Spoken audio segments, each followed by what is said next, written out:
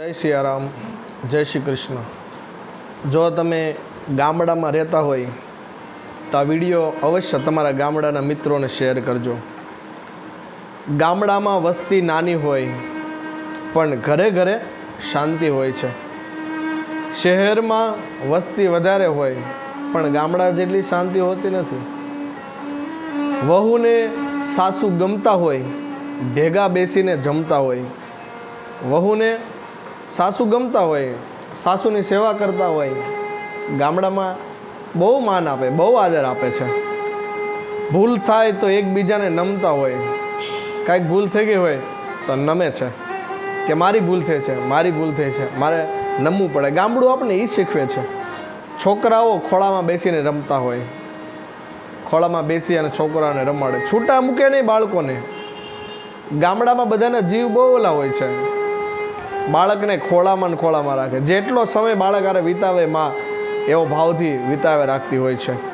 એવી માની મમતા હોય। માની મમતાની વાત શું કરવી મારે।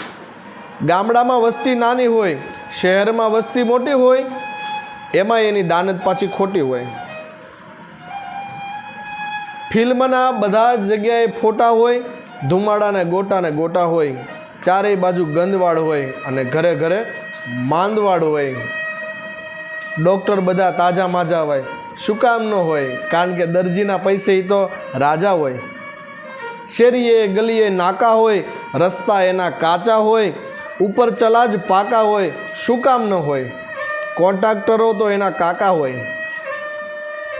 રૂપિયા ખાવામાં રાકા હોય, હરામનું હદ કમાતા હોય અને પછી દવામાં રૂપિયા જાતા હોય।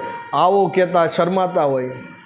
આવો કહેવામાં શરમ લાગે ને આવો કહેતા શરમાતા હોય। આવો કહેતા શરમાતા હોય ને જાઓ કહેવામાં તો હરખાતા હોય। આવજો આવજો, ટાટા બાય બાય, એમાં કહેવામાં એને આનંદ આવતો હોય। ખવડાવવામાં ચોર હોય, ખવડાવી ન શકે। ગામડાનો યુવાન હોય, કોઈ મહેમાનને આવતો ભાળી જાય, દોડતા દોડતા લઈને આવે, ચાલો ને આજે મારા ઘરે જમી લીજો, વટે માર્ગ છો આપ, ખાય એ ખવડાવી શકે છે। ખવડાવવામાં ચોર હોય, ખાવામાં સૌથી મોર હોય। ખવડાવવામાં ચોર હોય, ખાવામાં સૌથી મોર હોય। આવા તો પાછા ચારે કોર હોય બધી બાજુ। જાણે રાજાના કુંવર હોય, આમ તો મોટા સુર હોય, ઉચ્ચ કક્ષાએ ભણતા હોય અને ગરીબને ગાંડા ગણતા હોય। ભણતર બહુ ઊંચું હોય પણ કોઈ ગરીબ માણસ સામે આવે તો એને ગાંડા ગણતા હોય।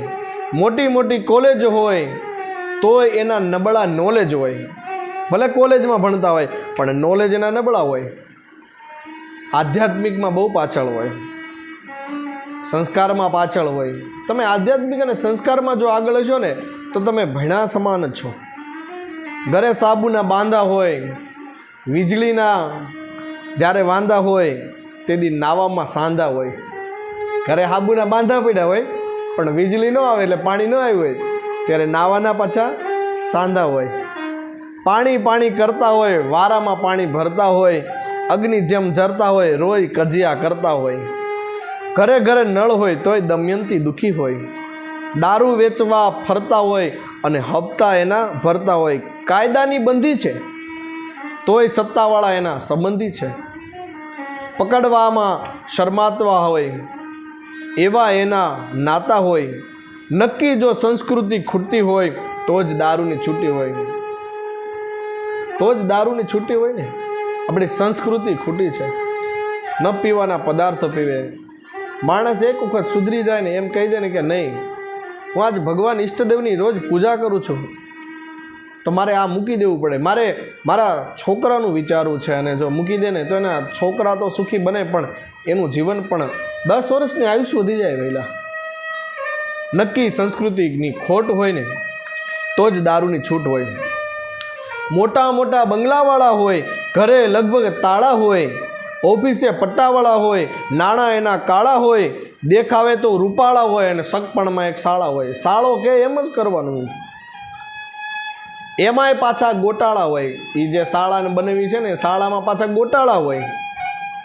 કવિ કલ્પનાથી લખવા વાળા હોય, બાકી સમજે છે રસિક કે કાગડા બધે કાળા હોય, કાગડા બધે કાળા હોય। શહેર અને ગામડામાં આટલો તફાવત છે। ક્યાં ગામડું? લોકો ગામડાને ભલે મૂકી દે, શહેરમાં જાઓ, કમાવા માટે વિદેશ જાઓ, ભગવાન કૃપા કરે તો, પણ તમારી જન્મભૂમિ છે જે ગામડું, એને ભૂલતા નહીં. ભગવાન રામચંદ્રજી અયોધ્યાથી નીકળ્યા, પણ એ અયોધ્યાની માટી સાથે લેતા ગયા છે.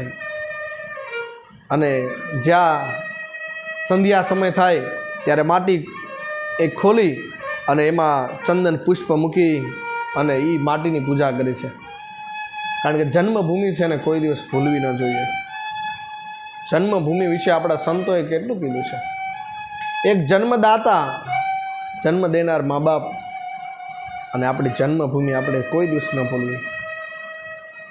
ગામડાની બહુ મજા છે. એટલે કહે છે ને, હાલો ને આપણા મલકમાં.